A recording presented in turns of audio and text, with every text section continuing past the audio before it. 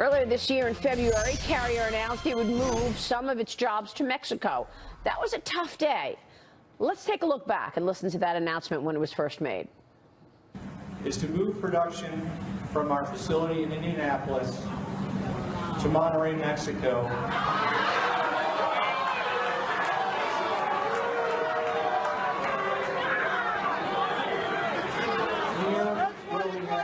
That was the first time many employees actually understood that their jobs were going away. Now, yesterday, Donald Trump tweeted this: "Look forward to going to Indiana tomorrow in order to be with the great workers of Carrier. They will sell many air conditioners." The deal with Carrier is set to keep close to 1,000 jobs here in America, as opposed to moving that plant to Mexico. Joining us right now is a longtime Carrier employee, Paul Roll. Paul, good to see you. Thanks so much for joining us. Oh, good morning. Thank you for having me. So characterize how important this is, how big a deal this is for you. You've been with the company for 17 years. Your colleagues, a lot of them also there a long time. What has been the reaction within the company? It's been a lot of excitement the past day, but everybody's still kind of wondering what jobs are going to be gone and how many, because they're only keeping, they say, close to 1,000 out of the 1,400. So it's sort of a guesswork, which jobs stay and which jobs go. But back when you first got the announcement, you thought all the jobs were going. Yes, and that was devastating. I was in such shock and disbelief when they first said it that I was like, is this real? Did they really just say that? It took a good minute for it to sink in.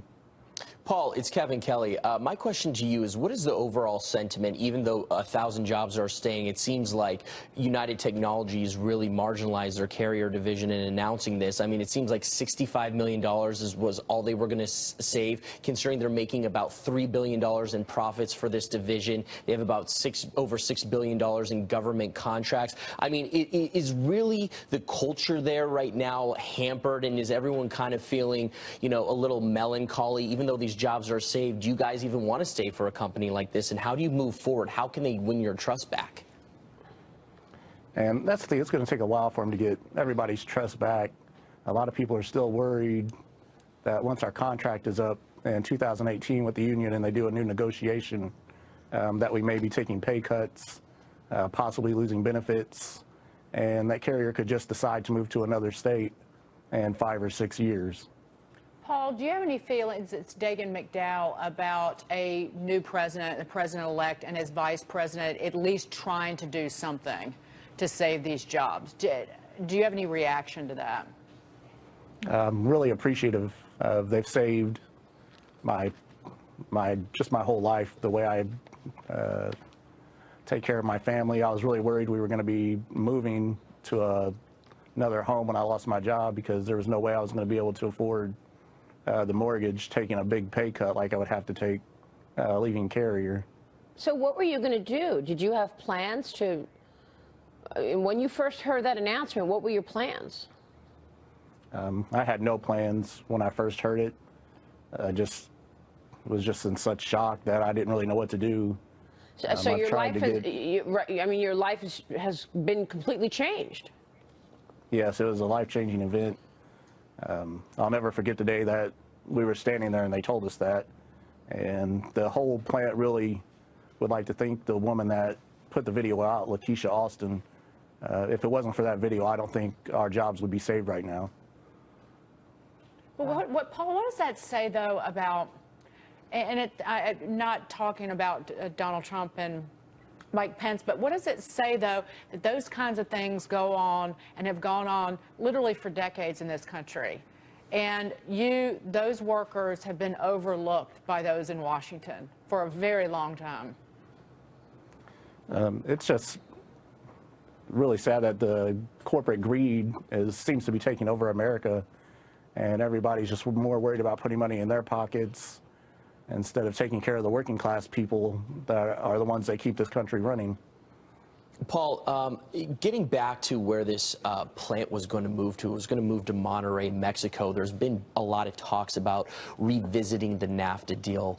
President-elect Trump just nominated Wilbur Ross to be the Commerce Secretary to address these type of issues. Is the union, and is it your stance that to start lobbying and trying to revisit these type of trade deals that are disadvantages to workers like yourself?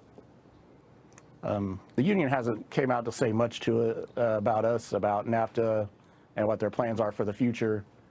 But I'm hoping they can look past party lines when they're going after trade deals and start to work with Donald Trump once he becomes the president, instead of just sticking strictly to the Democratic Party, thinking they're the only ones that are going to help us. What kind of a reaction do you think Donald Trump is going to get today at your plant? I think it'd be a warm reception. Everybody, even if they didn't vote for him, they're still really grateful that their jobs were saved. Sure. So I think everybody's just going to be real happy to see him there. We're happy for you, Paul. Thanks so much for joining us this morning. Oh, thank you. We'll see you soon. Paul Roll joining us there from Carrier. Aww. Coming up. So sweet. But what he said about that video, that the world wouldn't have known what went down, or the way that they were addressed and what was going on there. I mean, it would have just been another headline. But when you put emotion to job cuts like that, it makes a difference. And one of the employees, I guess, was rolling on it, right? It's reality in so many parts of the country. Yeah. For decades, yeah. and again, ignored by most politicians, not Donald Trump. People wonder why he's in the White House starting. Well, yeah, he hasn't even served a day in the White House, and he's already made good on his promise. That's what I find so Not one extraordinary. day. And you hear Apple talking about doing the iPhone here, and Ford Motor. I mean, it's extraordinary. Yeah. We'll take a short break. We're talking more about this morning. You no longer need internet for your Netflix binge sessions, apparently. The change that lets users download and watch videos offline, we've got it for you. And then the cost of the 5 golden rings. How much you would have to shell out to buy the gifts in the 12 days of Christmas. We're back in a moment. Stay with us.